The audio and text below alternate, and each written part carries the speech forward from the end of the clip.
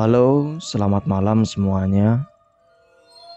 Kembali lagi bersama dengan suara saya yang sedang sendiri di channel sendirian. Ya, saya akan bercerita seputar alam lain di sekitar kita dan juga misteri yang belum dan tidak mungkin terpecahkan. Dan untuk cerita malam ini, saya akan membawakan sebuah cerita yang ditulis oleh pemilik akun Twitter bernama @desiproyogo1. Baik, tanpa berlama-lama kita simak saja langsung ceritanya. Kemarin Jumat, tim dari penulis mendapat email masuk. Tidak ada subjek, tapi di situ tertulis kalau cerita ini dari Clara, Jawa Tengah. Jawa Tengahnya di mana juga tidak disebutkan. Awalnya, dia memperkenalkan dirinya dengan nama Clara dan asalnya dari Jawa Tengah. Di sini, Clara menceritakan seseorang yang bernama Diana. Clara bilang bahwa Diana ini adalah teman baiknya sejak duduk di bangku SMA. Di mana ceritanya Diana meninggal di tahun 2019 silam. Jasadnya dibuang di tengah kebun cabai milik orang tuanya sendiri. Diana ditemukan dengan luka tusuk di bagian dada yang sampai merobek paru-parunya. Dan saat meninggal, usia Diana baru menginjak 20 tahun. Aku minta kalian ingat-ingat part ini baik-baik. Menurut penuturan Clara kepada Jeff ini orang yang aku suruh untuk menghubunginya. Diana terkenal anak paling cantik di daerahnya. Diana meminta izin kepada orang tuanya untuk pergi bersama Bagas ke tempat ulang tahun temannya. Berangkatlah Diana dan Bagas dengan naik sepeda motor sekitar pukul 5 sore. Orang tua Diana sempat bilang jam 9 malam harus sudah sampai rumah. Dan Diana pun mengangguk dengan kata setuju. Tapi sejak saat itu orang tua Diana tidak lagi melihat wajah anaknya. Bahkan sejak pukul 9 malam sampai bertemu pagi hari, bapak Diana yang menunggu di depan rumah tidak kunjung mendapati anaknya pulang ke rumah. Clara cerita jika Diana ini anak bontot. Maksudnya anak terakhir dari 5 bersaudara dan dia perempuan satu-satunya. Sedangkan keempat kakaknya laki-laki semua. Bukan berarti dia dimanja karena anak cewek satu-satunya. Justru didikan orang tua Diana bisa dibilang cukup ketat kepadanya. Keesokan harinya, kakak pertama Diana dan bapaknya mencoba ke kantor polisi untuk membuat laporan karena mereka paham Diana tidak pernah sampai tidak pulang ke rumah. Biasanya dia selalu pulang meski terlambat. Tapi polisi menyuruh mereka untuk menunggu 1 kali 24 jam baru nanti mereka tindak lanjuti. Dengan sedikit perasaan kecewa, abang dan bapak Diana keluar dari kantor polisi lalu lanjut ke rumah Bagas. Barangkali Diana ada di sana. Tapi sampainya mereka di rumah Bagas, ternyata Bagas juga tidak ada di rumah. Pikirnya abang Diana mereka sedang liburan di Bukit Bintang. Kenapa abang Diana bisa bilang begitu? Karena tidak sengaja abangnya pernah mendengar Diana telepon dengan Bagas bahwa dia akan datang ke pesta ulang tahun Bella, teman Diana, yang rencananya diadakan di Bukit Bintang. Dan dia minta diantar Bagas untuk pergi ke sana. Mendengar hal itu, bapak Diana sedikit bernapas lega awalnya dengan harapan semoga memang benar begitu adanya. Lalu pun mereka balik ke rumah. Jam terus berputar, tapi Diana masih belum saja pulang ke rumah. Sampai hari kedua, Diana masih belum memberi kabar apapun kepada keluarganya yang cemas menunggu kepulangannya. Bapaknya sudah tidak bisa menahan diri. Malam di hari kedua itu juga bapaknya kembali ke kantor polisi untuk membuat laporan kedua kalinya. karena ini sudah lebih dari 1 kali 24 jam. Polisi pun setuju untuk membantu pencarian Diana. Yang mereka lakukan pertama kali adalah mengunjungi rumah Bagas. Dan sesampainya mereka di rumah Bagas, mereka disambut dengan Ibu Bagas. Mereka kaget karena ternyata Bagas sudah ada di rumah. Lantas kemana si Diana? Menurut keterangan Bagas, mereka memang pergi ke Bukit Bintang untuk datang ke perayaan ulang tahun Bella dan menginap semalam di sana. Lalu keesokan harinya, Bagas dan Diana memutuskan untuk pulang. Tapi di tengah jalan yang belum terlalu jauh dari Bukit Bintang, Diana malah minta turun. Katanya dia ada perlu ke rumah temannya. Di sini ada yang janggal. Saat polisi minta ditunjukkan di mana lokasi Diana minta turun, Bagas mengelak dengan alasan dia tidak tahu pastinya di mana karena dia lupa. Polisi seperti menaruh sedikit curiga dengan Bagas. Lalu investigasi berlanjut ke area tempat ulang tahun Bella, yaitu Bukit Bintang. Tapi investigasi ke tempat kedua dilakukan besok harinya karena hari sudah mulai malam. Sedangkan di rumah Diana, ibunya terus menangis sambil berdoa agar Diana baik-baik saja dan cepat pulang ke rumah.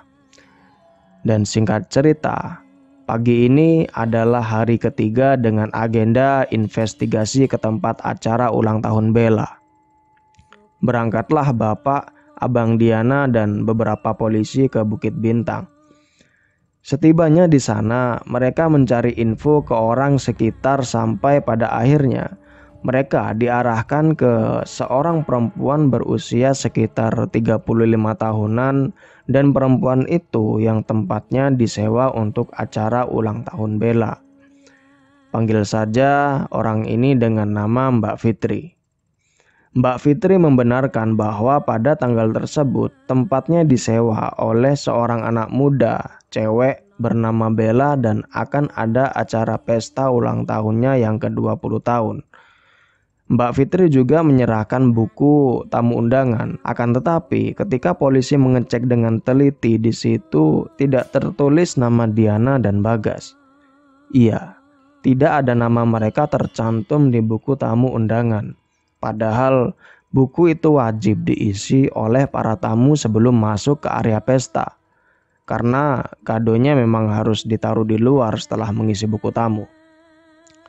Bapak Diana seakan mengingat sesuatu yang ganjil pada putrinya. Jika memang Diana ingin menghadiri acara pesta ulang tahun temannya, apalagi ini ulang tahun Bella, karena Bella ini adalah salah satu teman berdekatnya juga. Kenapa malam itu Diana tidak nampak membawa kado apa-apa, malah pergi dengan tangan kosong seakan tidak pergi jauh. Tas kecilnya yang selalu dia bawa kemana-mana juga ditinggal di rumah. Diana hanya pergi dengan membawa helm milik kakak iparnya, istri abangnya yang nomor 3. Hati bapak Diana saat itu benar-benar hancur. Beliau tidak bisa berkata apa-apa lagi. Polisi pun langsung bertindak cepat dalam kasus ini. Dengan membawa alamat dan nomor telepon Bella, polisi pun langsung pergi ke rumah Bella untuk bertanya lebih jauh. Mereka pun sampai di rumah Bella dan ternyata Bella sudah menyambut di depan rumah dengan mamanya. Karena sebelumnya Bella sudah dihubungi oleh salah satu polisi mengenai kedatangan mereka ke rumah Bella. Bella yang melihat bapak Diana berada di tengah-tengah gerombolan polisi ini pun langsung mencium tangannya. Bella merasa bingung dengan kedatangan mereka. Tapi setelah mendengar penjelasan polisi, Bella jauh-jauh lebih kaget. Karena kata Bella, di saat pesta ulang tahunnya saja, Diana tidak datang. Bella sempat mencoba menghubungi Diana. Awalnya diangkat dan terdengar Diana seperti sedang bertengkar adu mulut dengan laki-laki lalu telepon mati. Ketika Bella menghubungi untuk kedua kalinya, nomor Diana sudah tidak bisa dihubungi lagi. Bahkan sampai acara selesai, Diana masih tidak ada kabar katanya. Polisi curiga Jangan-jangan yang dimaksud Bella laki-laki itu adalah Bagas. Tapi ketika polisi bertanya pada Bella apa kenal Bagas, Bella menjawab bahwa dia tidak kenal dengan Bagas. Tapi Diana pernah cerita padanya kalau Diana sedang dekat dengan cowok, tapi sayangnya cowok itu agak posesif dan cemburuan. Selebihnya Bella tidak bisa menjelaskan karena dia hanya mendengar cerita Diana seputar cowoknya hanya segitu saja. Setelah dirasa keterangan dari Bella sudah cukup, mereka memutuskan untuk pergi melanjutkan investigasi. Sebelum pergi, salah satu polisi berpesan pada Bella. Jika mendengar berita seputar Diana atau Bagas, Bella diminta agar segera menghubungi polisi. Lalu mereka pun pergi menjauh dari rumah Bella. Di tengah perjalanan, bapak Diana meminta polisi untuk menginvestigasi Bagas sekali lagi karena firasatnya curiga melihat gelagat Bagas. Jeff juga merasakan ketidakwajaran saat itu karena namanya orang tua apalagi bapak dan Diana juga anak cewek satu-satunya, bisa jadi ikatan di antara keduanya dekat sekali. Pihak polisi pun setuju dan tibalah mereka di rumah Bagas setelah melewati beberapa jam perjalanan. Kebetulan Bagas sedang berada di luar rumahnya sambil mencuci motornya. Melihat polisi dari kejauhan, Bagas sempat ingin kabur, tapi secepat mungkin polisi segera mengamankan sehingga dia tidak bisa kabur. Salah satu polisi ada yang iseng melihat motor milik Bagas yang baru saja dicuci. Polisi melihat ada seperti cap sesuatu di jok motor sebelah kirinya. Pikirnya polisi, dia sedang cuci motor, tapi kenapa noda seperti ini tidak sekalian dibersihkan? Saat polisi itu iseng mengelap noda itu dengan kain yang berada di bawah motor Bagas, betapa kagetnya polisi melihat noda itu. Ternyata itu adalah noda darah yang mengering. Polisi ini langsung berteriak memanggil rekannya yang lain. Di lain sisi, Abang Diana mendapat telepon dari istrinya yang di rumah bahwa Diana sudah ketemu. Ada seseorang yang menaruh seperti bed cover besar panjang di tengah-tengah kebun cabai milik orang tuanya. Pas mereka buka, ternyata itu adalah jasad Diana yang sudah terbujur kaku. Dengan baju di bagian dada yang berlumuran darah dan Diana ditemukan tanpa menggunakan celana dalam maupun celana luar. Mendengar hal itu, semua orang bergegas ke rumah Diana. Ada satu orang polisi yang pergi dengan motor Bagas dan Bagas yang duduk di depan motor dengan tangan di borgol. Setibanya di sana, terlihat sudah mulai ramai banyak orang dan ibu Diana yang nangis histeris sampai pingsan berkali-kali. Polisi sangat menyesalkan kondisi TKP yang sudah dipadati banyak orang, sehingga sulit untuk mendeteksi arah langkah pelaku. Polisi segera menelpon anggotanya yang lain dan ambulan, dan sebagian polisi mengamankan jasad Diana. Berselang beberapa menit, tim ambulan datang ke lokasi. Tim medis langsung membawa jasad Diana ke rumah sakit untuk diotopsi. Sedangkan tak lama selanjutnya datang tim dari kepolisian. Dan tanpa menunggu lama, mereka langsung memasang garis polisi di sekitar tempat kejadian. Sebagian orang menanyakan kesaksian keluarga dan warga sekitar. Justru warga sekitar tahunya jika di tempat itu ada mayat setelah mendengar teriakan seorang laki-laki berkulit gelap dan yang pastinya bukan warga sekitar. Jadi tidak ada satupun warga yang mengenali laki-laki itu. Barulah mereka datang ke lokasi untuk memastikan benar tidaknya dan laki-laki itu pun pergi menghilang. Sebagian warga yang sempat bertemu dengan laki-laki itu dianjurkan datang ke kantor polisi untuk memberi kesaksian, karena kemungkinan itu satu dari segerombol pelaku.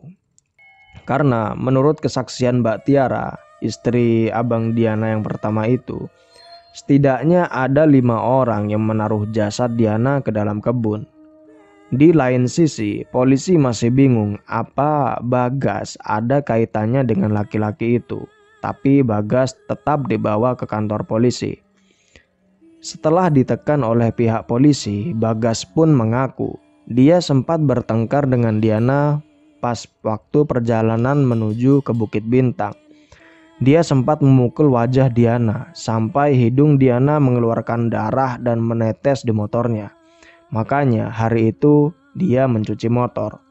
Tapi setelah kejadian itu, Diana lari begitu saja menjauhi dia. Bagas bukannya malah mengejar, tapi malah pulang ke rumah. Prediksi polisi, kemungkinan setelah pergi dari Bagas, Diana menghubungi dan bertemu dengan seseorang yang dia kenal. Karena tidak mungkin jika pelaku tidak kenal Diana, tapi dia tahu di mana rumah Diana. Soalnya Diana pergi tanpa membawa tas juga dompetnya, berarti Diana pergi tanpa membawa identitas diri apapun.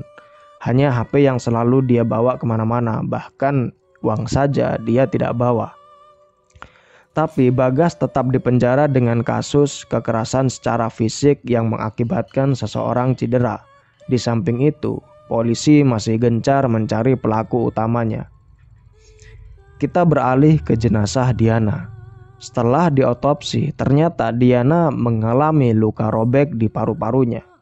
Dirasa sudah cukup, jasad Diana dimandikan dan dikafani, lalu diberikan kepada pihak keluarga untuk disolatkan dan dimakamkan. Hari demi hari berlalu, pelaku masih belum juga ditemukan.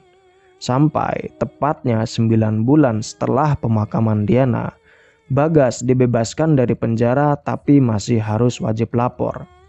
Tapi sayang seribu sayang, pelaku pembunuhannya masih belum juga terkuak, dan sangat disayangkan juga polisi menutup kasus pembunuhan Diana di tanggal 17 Juli 2020. Kasusnya dianggap telah selesai meski pembunuhnya masih belum terkuak. Tiba-tiba ada yang aneh dengan Clara saat bercerita part ini. Clara adalah pengirim cerita yang di awal tadi. Dia tiba-tiba menangis sangat kencang seperti ada sesuatu yang menyakitkan hatinya. Jeff coba bertanya berkali-kali dia kenapa. Tapi Clara cuma menjawab, sebenarnya Bagas pelakunya. Dia jahat. Orang paling jahat yang pernah saya kenal, Mas. Jeff langsung bingung sama Clara. Kenapa Clara begitu yakin bisa bicara seperti itu seakan dia seperti korbannya. Ditambah lagi pernyataan Clara yang dia tuh bilang seperti ini.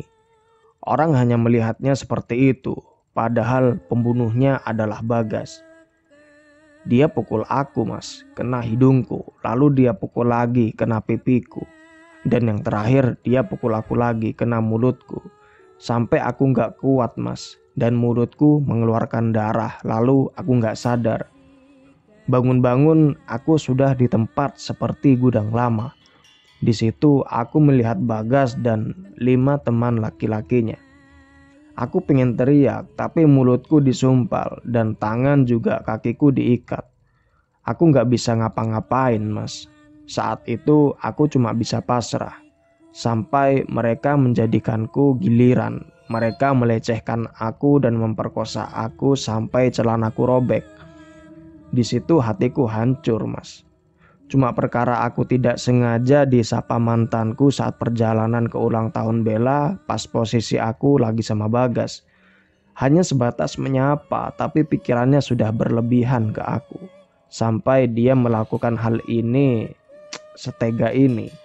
Salahku apa, Mas? Yang paling menyakitkan saat dia dengan tertawa mulai membunuhku secara kejam. Sadisnya lagi setelah melihat aku sudah meninggal, dia dan ke-5 temannya malah mabuk di depan mayatku. Seakan mereka bangga karena sudah memperkosa dan membunuhku.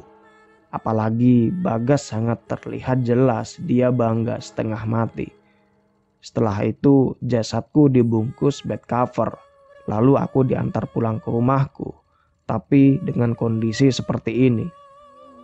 Di kejauhan aku melihat hati keluargaku hancur, Mas. Aku merasakan ada kekecewaan teramat di dalam hati keluargaku. Tapi aku tidak bisa memeluk. dan menenangkan mereka. Salahku apa, Mas? Kalian sadar gak sih apa yang dia bilang? Kata aku, itu yang membuat Jeff kaget bukan main. Maksud dari kata aku itu apa? Tapi Jeff gak berani tanya. Jeff cerita saat itu suasana di kamarnya mendadak jadi hening banget. Entah kenapa, sedangkan Clara masih menangis di balik telepon. Karena Jeff penasaran dengan cerita dia, Jeff memberanikan diri untuk bertanya. Apa ada orang yang bertanggung jawab atas cerita ini atau setidaknya ada yang tahu tentang peristiwa ini? Lalu Clara menjawab, yang bertanggung jawab atas cerita ini dia sendiri. Tapi jika Jeff tidak percaya, Clara memberikan 2 nomor telepon. Satunya nomor telepon Bapak Dayat Haryadi dan satunya lagi bernama Ibu Aisyah. Setelah memberikan 2 nomor telepon itu, Clara hanya mengucapkan terima kasih, lalu menutup teleponnya. Bersamaan dengan itu, sekujur bulu kuduk Jeff mendadak berdiri merinding. Seperti ada angin yang meniup tengkuk leher belakangnya. Karena Jeff masih penasaran dan dia tidak mungkin setor cerita ke aku yang tidak ada dan aku terima juga karena kesannya memang ceritanya seperti karangan. Dan pada saat aku dengar cerita ini dari Jeff, malah aku ketawa. Akhirnya Jeff pun mencoba menghubungi 2 nomor itu. Pertama kali yang dihubungi Jeff adalah Bapak Dayat Haryadi. Sempat 3 kali panggilan tak terjawab sampai akhirnya panggilan keempat terdengar dari balik telepon suara bapak-bapak. Jeff langsung bertanya apa benar ini dengan Bapak Dayat Haryadi. Dan bapak-bapak itu mengiyakan bahwa dirinya benar Bapak Dayat Haryadi. Setelah itu Jeff ditanya ada keperluan apa. Pada saat Jeff mencoba menjelaskan keperluan apa, Bapak Dayat ini seperti memberi respon yang kaget. Sambil teriak berkali-kali bahwa itu tidak mungkin karena Clara sudah meninggal. Jadi gak mungkin kalau bisa telepon dan cerita tentang kematiannya sendiri. Jeff langsung bingung banget, sama saya juga bingung yang super bingung. Waktu Jeff tanya soal siapa itu Diana, Bapak Dayat bilang, Mas, Clara itu ya Diana. Nama lengkap Diana yaitu Clara Diana Haryadi. Jadi ketika Mas bercerita seperti ini, saya jadi ragu dan gak percaya kalau anak saya yang meninggal di bulan November 2019 bisa dihubungi, Mas. Lalu Jeff lanjut tanya, lalu Ibu Aisyah itu siapa ya Pak? Karena Clara ini memberikan saya 2 nomor telepon itu, makanya kita telepon untuk mengecek apa benar cerita itu nyata. Dan ini yang membuat Jeff sejak minggu kemarin demam sampai sekarang. Pada saat Bapak Dayat menjelaskan bahwa Ibu Aisyah itu adalah istrinya, Jeff langsung gak bisa ngomong apa-apa. Saat Jeff ingin menutup telepon, dia dicegah sama seorang laki-laki yang mengaku bernama Wisnu, kakak keduanya Clara atau Diana itu. Dia mencoba meminta Jeff untuk menceritakan secara detail. Jeff selesai cerita yang super detail. Giliran pihak mereka yang dibuat kaget. Bagaimana bisa kita yang orang awam dapat email seperti itu, padahal menurut pihak keluarga, mereka tidak pernah mengekspos tentang pembunuhan Diana ke medsos manapun. Jadi logikanya kita nggak akan tahu kalau kita nggak diberitahu. Pada saat Jeff komunikasi dengan keluarga Clara atau Diana ini, Jeff menelponku nangis-nangis. Jeff itu orangnya nggak pernah nangis, tapi tiba-tiba nangis histeris kayak gitu minta dijemput. Akhirnya aku nyuruh Dimas untuk mengajak Jeff ke kosan dia. Dan epicnya lagi, minggu pagi aku ditelepon pihak kepolisian sektor X Yogyakarta. Jadi Senin pagi kemarin kita semua video call lewat Zoom sama pihak kepolisian sektor X. Jujur aku deg-degan. Belum lagi harus ngurus Jeff yang lagi sakit demam karena efek traumanya gak kelar-kelar dan sekarang malah ketambahan berurusan dengan polisi. Email itu setelah dicek dengan polisi, lokasinya ada di daerah dekat dengan pasar Beringharjo. Kemungkinan harusnya ini tadi polisi melakukan investigasi ke sana. Dan setelah beberapa waktu, Polisi juga menginvestigasi nomor telepon yang digunakan Clara untuk menelpon Jeff. Dan ternyata nomor itu tidak terdaftar di operator manapun. Dan selesai. Baik, pesan yang dapat kita petik dari kisah ini adalah alangkah baik kita itu berhati-hati meskipun kepada orang lain dan bahkan kepada orang yang kita sayangi atau kita cintai. Boleh jadi orang kita cintai itu adalah orang yang topengnya tebal sekali. Aslinya jahat, tapi dia hanya memanfaatkan sesuatu dari kita yang belum mereka dapat. Dan jika sudah, mereka membunuh kita. Ya, semoga kita selalu diberikan perlindungan, keselamatan, dan dijaga oleh Tuhan yang Maha Kuasa dari kejahatan-kejahatan hati orang lain. Baik, untuk malam ini terima kasih sudah meluangkan waktu untuk mendengarkan cerita di Sendirian YouTube channel. Saya harap kalian sehat-sehat selalu, jaga kesehatan di masa pandemi ini, tetap jaga protokol kesehatan dimanapun kalian berada.